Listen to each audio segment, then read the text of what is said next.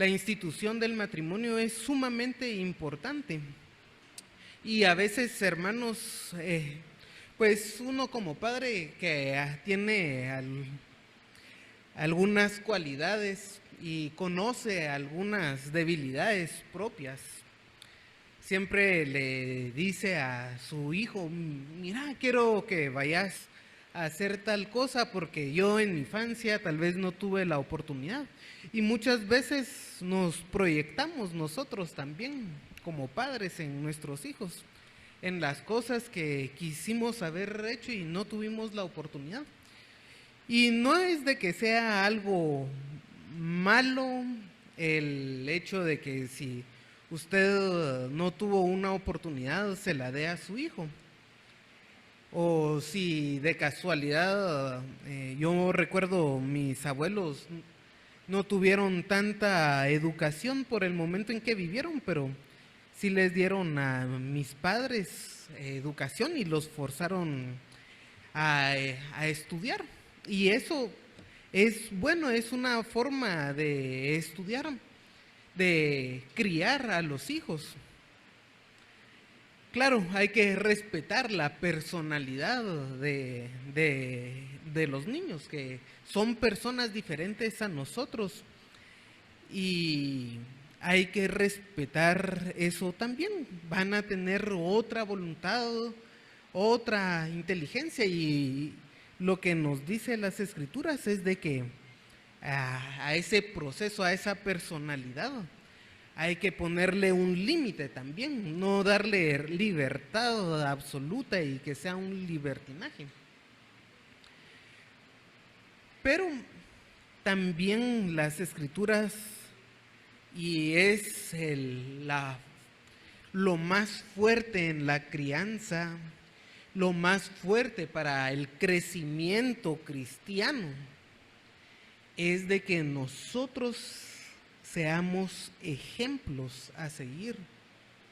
Claro, como pecadores vamos a tener muchos defectos, y a veces como hijos podemos ser también muy enfáticos en los defectos que puedan tener los papás. Juzgamos muy fuerte y así va a ser siempre la vida. Los hijos que juzgan van a tener hijos que los van a juzgar también. Pero como cristianos debemos de ser personas ejemplares. Y cuando vemos en la narrativa de las escrituras, vemos que está esa narrativa porque hay personas que tienen actos que son ejemplares. Las historias en la Biblia, si bien narran una historia y lo deja como algo histórico, tiene el propósito de educar, que nosotros podamos observar qué han hecho personas, qué buenas acciones tomaron esas personas y podamos imitar. Tanto así que es muy famoso que Pablo le escribe varias veces que seamos imitadores de él como él lo es de Jesucristo, porque la imitación es algo que debemos de hacer también, poder educarnos por la imitación. Es sumamente importante eso, y los niños al nacer, el ejemplo que tienen claro es el ejemplo de los papás. Van a imitar los comportamientos de los padres.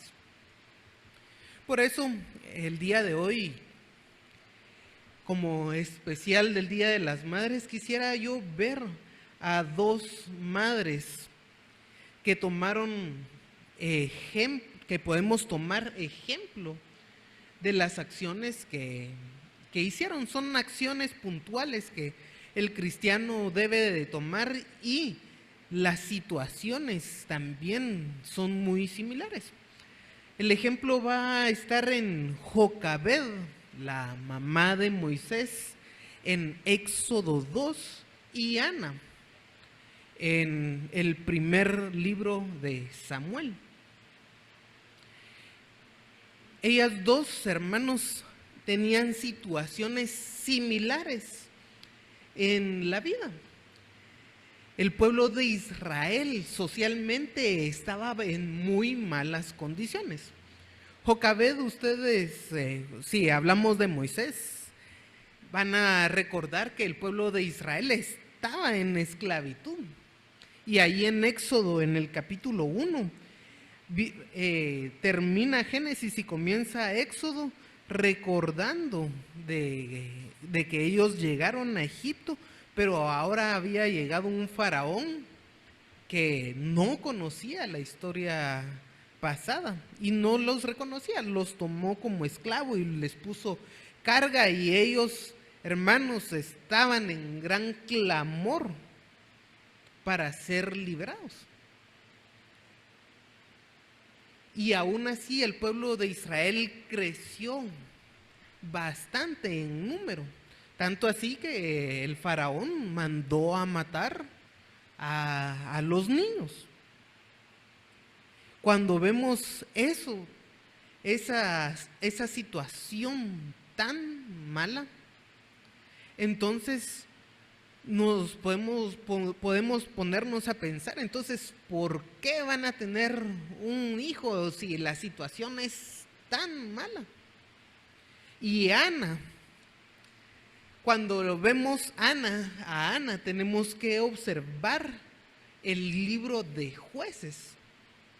Yo creo que el pueblo de Israel es muy difícil leer el final del libro de Jueces, hermanos, porque habla de unas cosas que son fuertes. La malicia, la división que el pueblo de Israel tenía. Se habla hasta de personas que están descuartizadas en Israel por la maldad que había en esa sociedad. Y lo que tenemos ahí es que Ana, en ese contexto histórico, pide al Señor en oración por un hijo.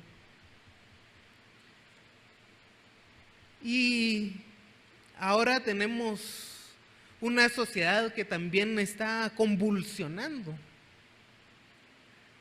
Y yo sé que tal vez muchas personas ya de mi generación ya dicen, ¿para qué voy a traer a un niño a este mundo si hay calentamiento global, la economía se viene al pique, hay guerras y la situación social también ya no es adecuada? Y en vez de ponernos en las manos del Señor, uno dice, mejor ya no. Y ese es el pensamiento muchas veces de nuestra sociedad. El pensamiento de ver ahora las ideologías y cómo vamos a luchar con eso. Y entonces la tasa de natalidad en muchos países se ha ido para abajo. Y tampoco es de que seamos irresponsables al tener hijos. Pero lo que sí debemos de hacer es tener fe en el Señor, de que Él va a guardar a nuestros hijos. Y claro, la responsabilidad de ser padres.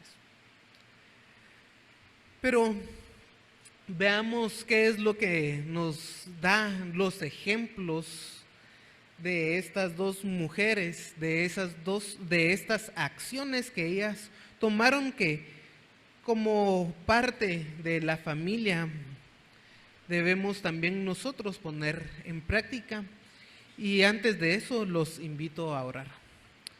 Señor, te alabamos y pedimos que tu nombre sea glorificado en este estudio, Señor, que tú nos guíes, encamines nuestra mente, nuestro corazón, Señor, para poder comprender lo que está aquí escrito y observar, Señor, esos ejemplos, esas acciones tan puntuales que estas dos mujeres tuvieron para poder criar a estos dos grandes hombres, dos grandes siervos tuyos. Y que como padres, como madres, Señor, podamos también poner en práctica esto que trae buenos resultados porque está hecho conforme a tu voluntad. Señor, si has dejado estas historias y podemos ver el resultado también, que nosotros podamos poner en práctica en nuestro hogar estas acciones puntuales y así también, Señor, poder encaminar a nuestros hijos a una vida que te agrade a ti. Te alabamos, Señor, y pedimos tu bendición. Amén. Y vamos a estar tanto en Éxodo como en Primero de Samuel. Ahí en Primero de Samuel hay que ver en los versículos 8 y recordemos que el Cana y la situación de Israel había sido tan mala que el Cana era un levita que era bígamo. Desde ya podemos observar la forma moral que el pueblo de Israel tenía. Y dice el Cana, su marido le dijo: Ana, ¿por qué lloras? ¿Por qué no comes? ¿Por qué está afligido tu corazón? ¿No te soy mejor que 10 hijos?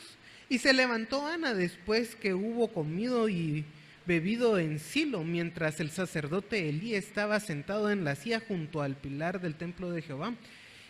Ella con amargura de alma oró a Jehová y oró abundantemente e hizo voto diciendo: Jehová de los ejércitos, si te dignares a mirar la aflicción de tu sierva y te acordares de mí, no te olvidares de tu sierva, sino que dieres a tu sierva un hijo varón, yo lo dedicaré a Jehová todos los días de su vida y no pasará navaja sobre su cabeza. Y vean que lo primero que tenemos, pese a que era un error lo que el Cana, la forma en que el Cana vivía, es de que había una preocupación por Ana. Le pregunta: ¿por qué lloras? ¿Por qué no comes? ¿Por qué tu corazón está afligido? No soy mejor que 10 hijos. Y era una situación que quizá él no podía arreglar tan sencillo. Ahora en nuestra sociedad quizá tenemos un poco más de conocimiento, o diría yo mucho más conocimiento, con procesos de fecundidad, y el conocimiento ha crecido. Pero en aquel tiempo solo podía darle consuelo. Y lo que nos muestra ese consuelo, hermanos, es una relación conyugal buena. Cuando vemos a los padres de Moisés, ahí en Hebreos 11:23 dice: por la fe Moisés cuando nació fue escondido por sus padres 3 meses. Y ese que los padres de Moisés estuvieran escondiendo a Moisés también implica buena relación. No dice por la fe cuando nació fue escondido por su madre o por su padre, sino por sus padres. Era una decisión mutua. Y luego dice: porque vieron al niño, otra vez los padres, y no temieron el decreto del rey. Entonces, si bien la paternidad, hermanos, implica una buena relación entre padre e hijo. Es bueno tener esa relación, buena relación ahí, pero es mucho más importante esa relación conyugal buena que debe tener. Cuando tenemos a dos padres que se aman, deben de dar un ejemplo bueno a los hijos, y por eso les hablé de la imitación. De primero tenemos que cuidar esa relación conyugal. Y si tenemos buena relación con nuestro cónyuge, entonces vamos a poder tener mejores decisiones como pareja. El hecho que el faraón estuviera persiguiendo a los niños y bajo pena de muerte, eso implicaba de que los dos tenían que estar de acuerdo para esconder a Moisés. Eso es importante, mantener bien esa relación. Da un buen ejemplo a los niños y crea un ambiente de estabilidad en el hogar.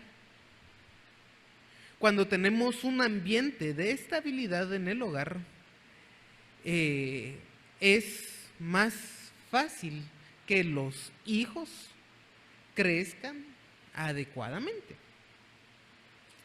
Muchas veces y en nuestra sociedad lo que tenemos es una inestabilidad en el hogar que se ve reflejado en una inestabilidad social. Eso, mantener esa buena relación, crear un ambiente de estabilidad para los niños es sumamente importante. Cuando no tenemos ese ambiente de estabilidad en la familia, también va a ser una mala estabilidad social, porque el núcleo de la sociedad es la familia. Y vean que en los dos casos, la sociedad, hermanos, estaba convulsionando. Eran momentos difíciles. Estaba convulsionando la sociedad en Israel. Y ahorita la sociedad también está en decadencia, la sociedad occidental está en decadencia. Pero eso no quita que nosotros como creyentes no nos vayamos a esforzar en dar esa estabilidad a nuestra familia. Entonces, como el primer ejemplo es ver eso, la estabilidad. Y en estos versículos, cuando vemos a Ana, el deseo que tenía Ana, y los padres de Moisés, también nos deja otro gran ejemplo, el desear a los niños. Y hay que desear, y es bueno planificar y desear a los niños, porque eso nos va a ayudar también a cuando vengan los problemas, recordar ese fervor que tenemos y tomar decisiones, por muy difíciles que sean, de hacer lo mejor para el niño. Ana deseaba a sus hijos, a Samuel, y vemos ahí en Hebreos 11:23 que también vieron que el niño era hermoso. Era un deseo, el fervor paternal. Y hermanos, a veces también el Señor nos manda a bebés que tal vez no teníamos tan planificados, pero entonces ilusiónese, hermanos, por ese bebé, porque el tiempo del Señor también es perfecto. y hay que ilusionarse por el niño. Hay que tener amor por nuestros hijos. Y quizá los pasajes más fuertes con respecto a la paternidad es el hecho de criar a los hijos, porque se da sobreentendido que un padre ama a los hijos. Pero ahora en nuestra sociedad también han querido cambiar eso. Han querido desnaturalizar esa relación del padre con los hijos. Tanto movimiento que hay en contra de la familia. Hay que en la actualidad es que miremos cómo nos deshacemos de un bebé que viene en camino. Y tantas manifestaciones que hay a favor de eso, porque quieren desnaturalizar esa relación. Cuando vemos a Salomón y a Pablo, los escritos de Proverbios, la idea es de que va a un consejo, a una corrección del padre, que el padre dé consejo o corrección si es necesario a los niños. Y eso no es porque usted no debe de amar a los hijos. Le da consejo y corrección porque quiere lo mejor, porque ama al niño. A veces es difícil corregir, pero es por ese amor que va a corregir. Y entonces desear a un niño. Y en el versículo 10, ahí en 1 de Samuel, nos dice que Ana con amargura del alma oró a Jehová y lloró abundantemente. Hermanos, esto es un ejemplo de oración maternal. Desde que ella quería tener a Samuel o quería tener a un niño, comenzó a orar. Por eso es muy importante que desde la planificación, desde que deciden tener a los hijos, oren al Señor. Desde ahí no es algo que, ya tengo al hijo y ahora ya no oro porque ya sé que estoy embarazada, entonces ya el Señor me concedió eso, entonces ya dejo. No, desde el deseo, desde que nace el deseo, hay que comenzar a orar. Cuando se entera, comience a orar también, ya porque el Señor le dio al hijo, pero comience a orar porque nazca, crezca y con salud, pero también que le dé sabiduría a usted para que ese niño pueda seguir en los pasos del Señor, que ese niño pueda conocer al Señor. Pero es siempre desde que uno quiere o desde que uno se da cuenta, desde que se entera. Hay que comenzar a orar por ese niño. Y cuando les digo que no es solo desde la planificación o que ya llegó el momento y lo tiene en brazos, vean que Abraham aquí en Génesis 17, 18, dijo Abraham a Dios, y eso es una oración, el deseo: ojalá Ismael viva delante de ti. Hermanos, el deseo de Abraham, ustedes saben que él pasó deseando un hijo. Eso lo vimos alguna vez en el capítulo 15 de Génesis, que él se sentía desesperado porque no tenía descendencia.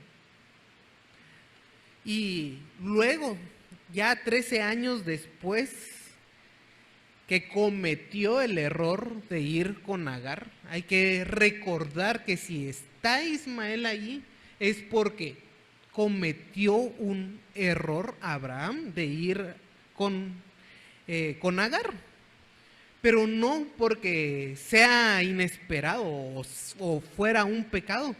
Abraham no deseaba lo mejor para su hijo. Ojalá que Ismael viva delante de ti. Y es que Abraham está orando ya con Ismael grande. Y la preocupación más grande que Abraham tiene no es si Ismael va a tener riquezas, que el Señor después le promete que también no va a abandonar a Ismael. No es eso, que estudie, que se pueda mantener en esta vida, no. La preocupación más grande es que Ismael viviera ante el Señor, conociera al Señor y que hiciera la voluntad del Señor.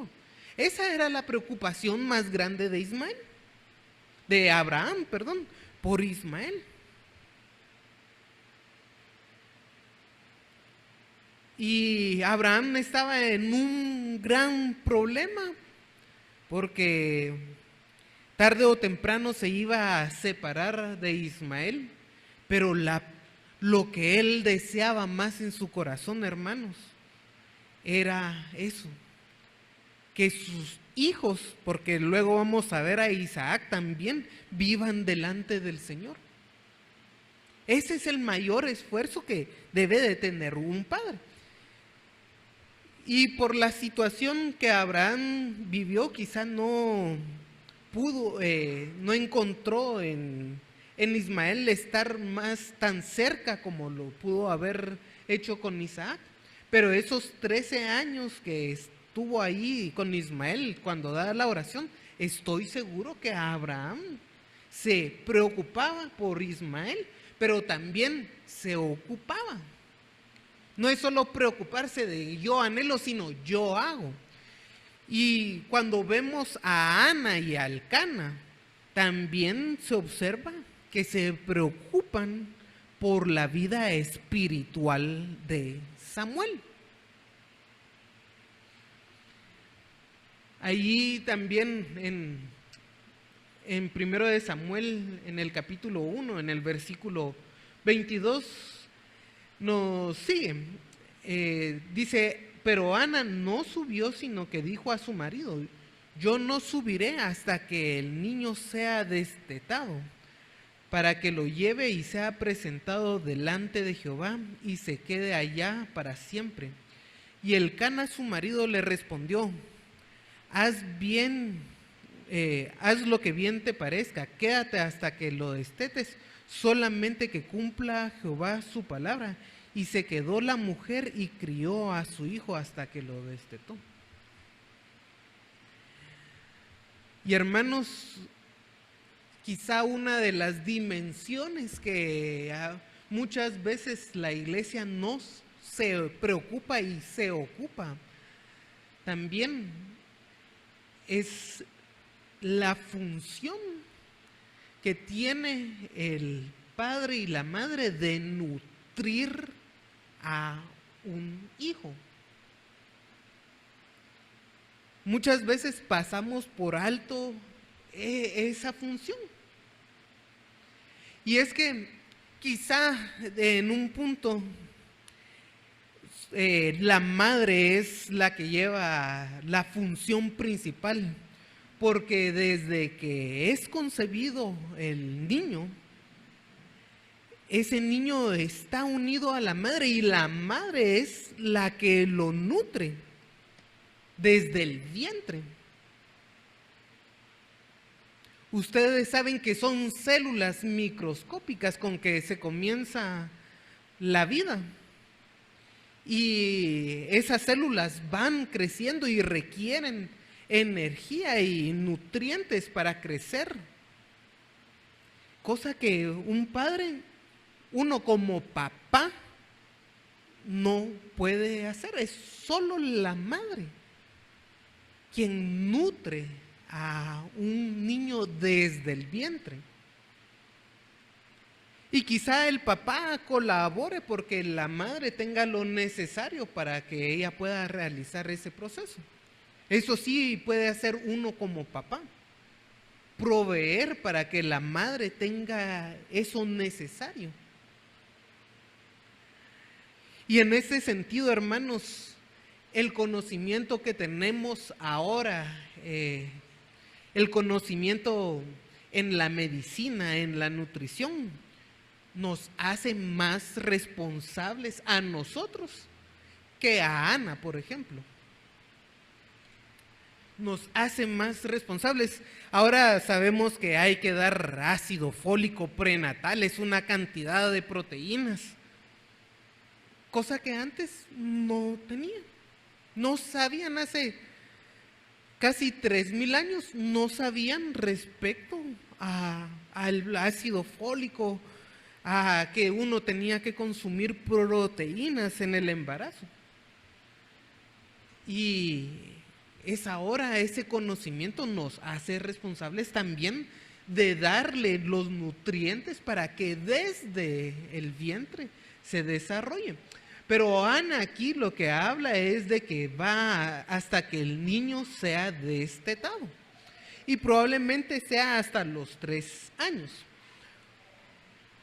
En este sentido también nosotros conocemos que la leche materna es el mejor alimento para un bebé. Aun cuando ahora han inventado fórmulas y suplementos o sustitutos, ninguno es tan importante como la leche materna. Y esa es una responsabilidad que debemos de tener como padres, nutrir. Y vean que uso la palabra nutrir, que no es solo dar de comer. En español tenemos 2 palabras, que uno es alimentar, que es suministrar la energía para el funcionamiento de un ser vivo. Eso es alimentar. Pero nutrir implica aumentar, desarrollar, reparar el cuerpo. Aquí en Guatemala tenemos un gran problema de nutrición. Y es que a veces son personas que solo alimentan, es decir, les dan de comer a los niños, pero no de una forma balanceada. Y a veces ni siquiera hay para alimentar también. Y eso puede ser un problema también. Pero la idea cuando hablamos de nutrir y la función que la madre tiene con dar pecho, es porque ahí está todo lo que necesita un bebé. Pero alimentar, usted puede darle a su hijo, ir a comprar a la tienda galguerías o bolsitas de cosas. Eso no lo va a nutrir, lo va a alimentar, le va a dar calorías y puede el niño correr y todo lo que sea, pero no lo va a nutrir. Va a darle energía, sí, pero no va a desarrollar. Y es responsabilidad paterna velar por el bienestar físico de un niño. Un bebé no tiene la decisión.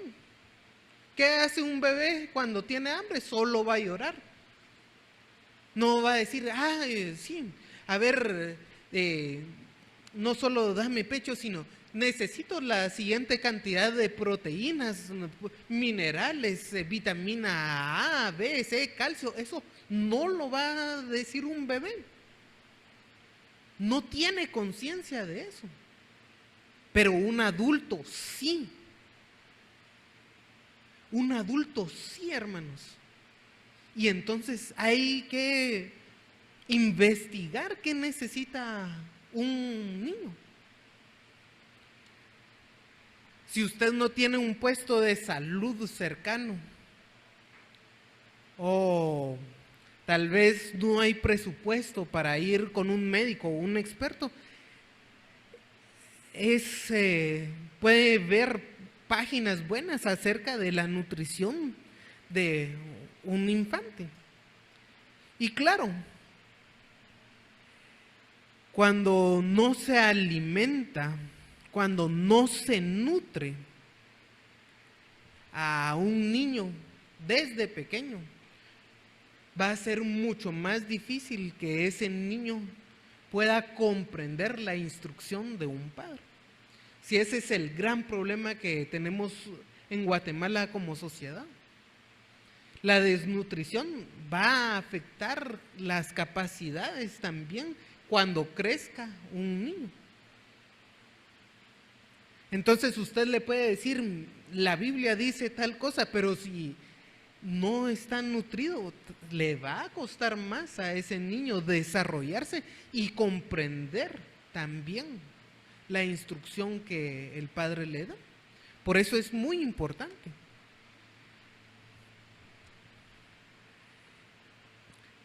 Entonces tenemos también esa responsabilidad de nutrir a nuestros hijos. Y va a llegar cierto punto en que ellos también van a tomar la decisión de qué van a hacer con su alimentación, pero mientras esté en su casa bajo su poder, usted debe de tener esa conciencia de nutrir al niño. Veamos otro aspecto. Allí en Éxodo 1:22 con los padres de Moisés. Cuando dice, entonces el faraón mandó a todo su pueblo diciendo, echad al río a todo hijo que nazca y a toda hija preservad la vida. Luego dice, capítulo 2, versículo 1, un varón de la familia de Leví fue y tomó por mujer a una hija de Leví, la que concibió y dio a luz un hijo, y viéndole que era hermoso, le tuvo escondido por 3 meses. ¿Por qué tomaron esa decisión ellos de esconder a Moisés? Y ellos no tenían ultrasonido para decir, el niño que va a nacer va a ser varón. Lo tuvieron y lo mantuvieron escondido por 3 meses. Cuando vemos esa acción, hermanos, es que ellos conocían el mundo exterior. Conocían el mundo exterior, por eso sabían el mandato del faraón. Y es que a veces, como cristianos,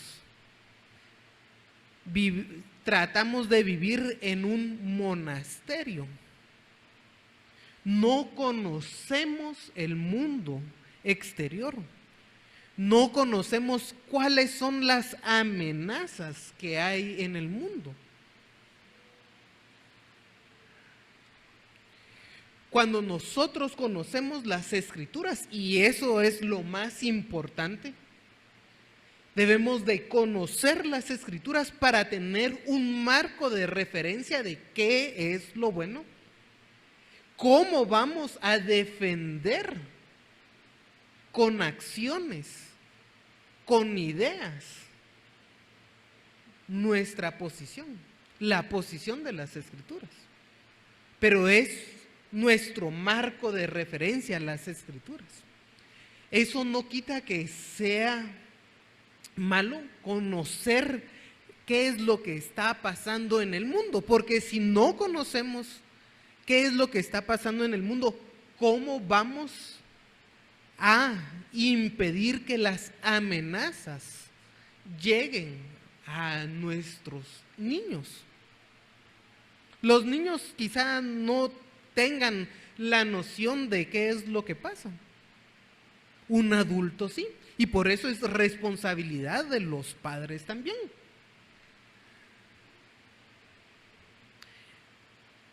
En el mundo ahora hay tantas ideas y la iglesia en general no sabe de dónde se salen tantas ideas. Y no es que nos edifiquemos para conocer esas ideas, no, hay que edificarse conociendo la Biblia. Y la Biblia nos da un marco también de defensa para esas ideas. Pero si un niño se acerca y le dice al padre, ¿y por qué pasa tal cosa? ¿O por qué el mundo dice tal cosa? En el colegio me enseñaron esto. Y el papá ni siquiera sabe qué es lo que está aprendiendo en el colegio. No sabe qué está viendo su hijo. Se va a quedar con que no tiene respuesta. No va a poder responder a las acciones que hay en el mundo. Entonces debemos conocer el exterior. Sí, para proteger y también dar ciertos criterios a nuestros hijos. Y hay, hermanos, a veces amenazas relativas. También por la personalidad de cada niño hay una tendencia a cierto tipo de cosas que el padre debe conocer. ¿Qué tendencia tiene el niño? Y poder orientarlo. Poder orientarlo. No descuidarlo. Y ahí es cuando habla de la instrucción en Proverbios, de instruye al niño en su carrera. La carrera es del niño y la instrucción es que usted le va a poner freno. Porque el niño va a tener tendencia a algo y usted debe de orientarlo. Y para eso hay que conocerlo. Y cuando hablamos de proteger, no implica sobreproteger.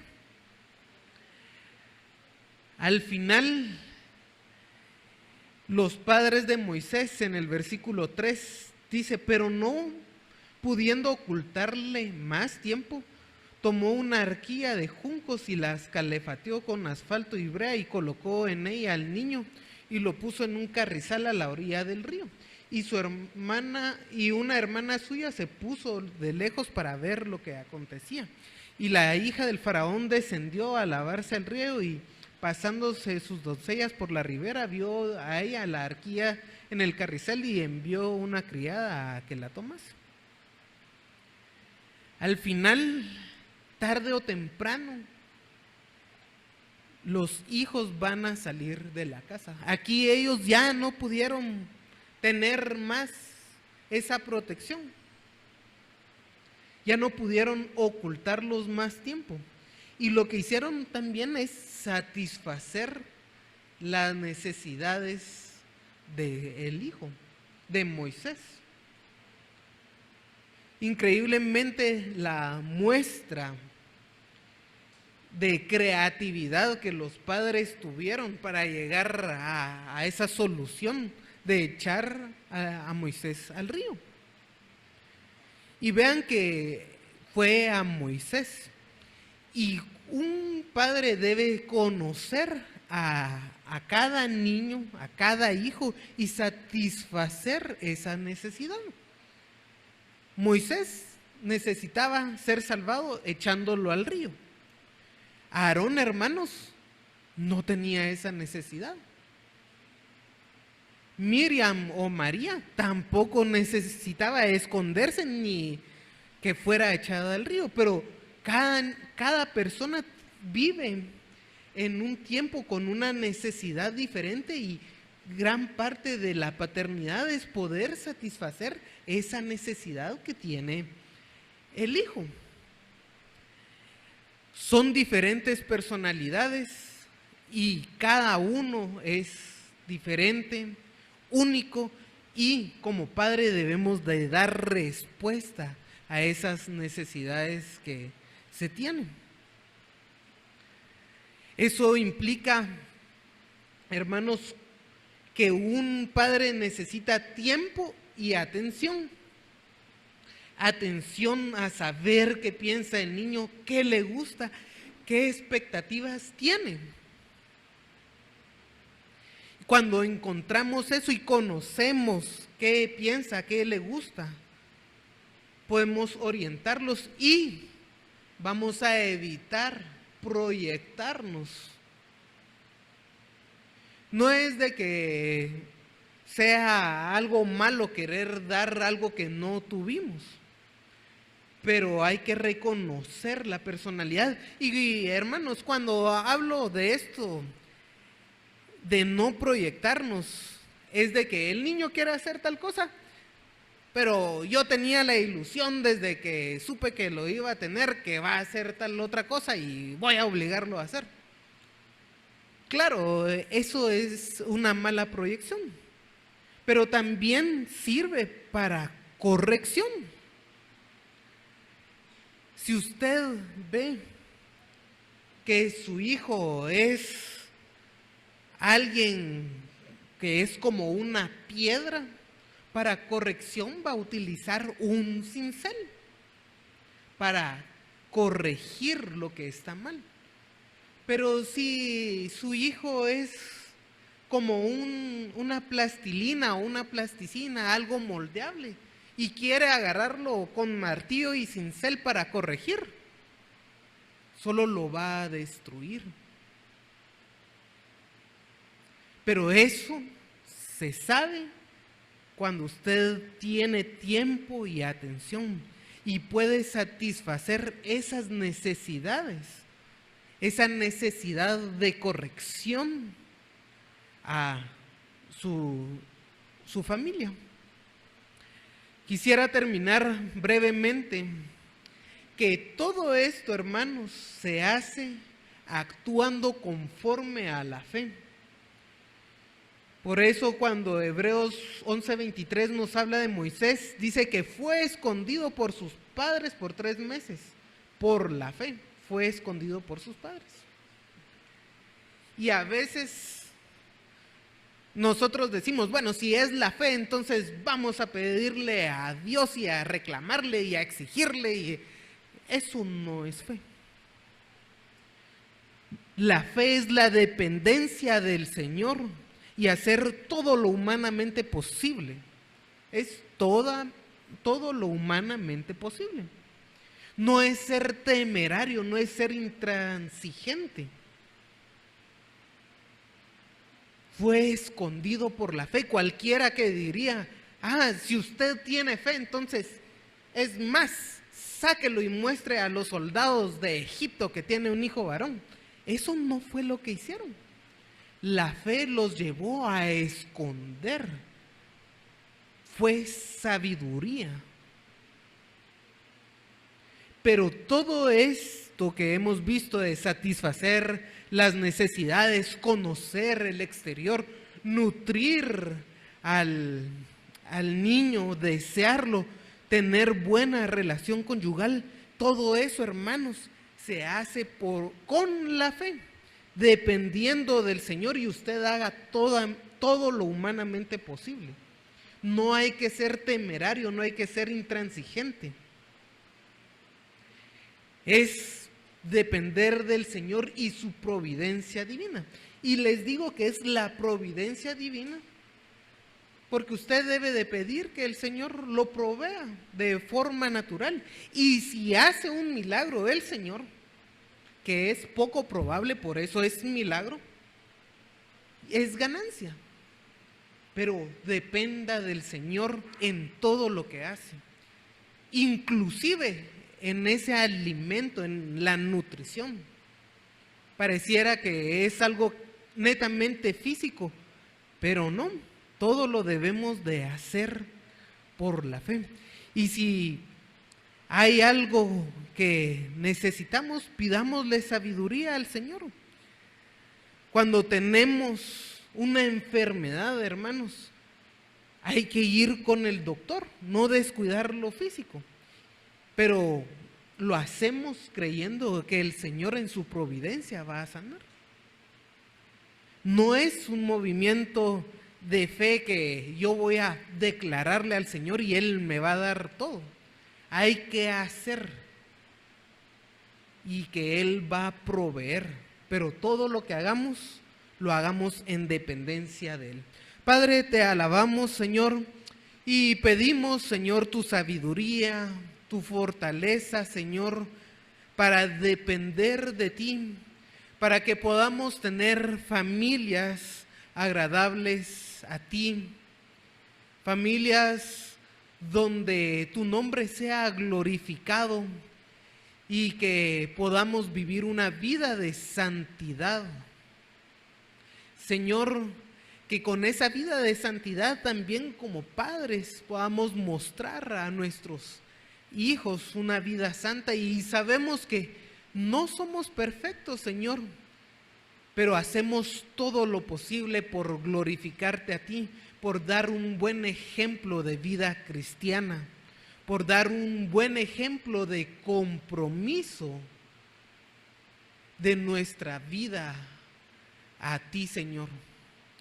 Y que, Señor, tú bendigas cada una de las familias que estén aquí y que puedan tener la paz que tú das y que puedan, Señor, alabarte con todas sus acciones.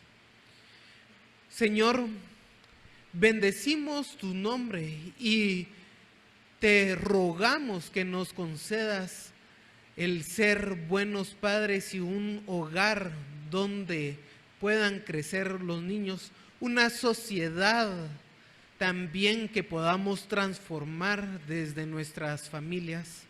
En el nombre de Jesús, amén.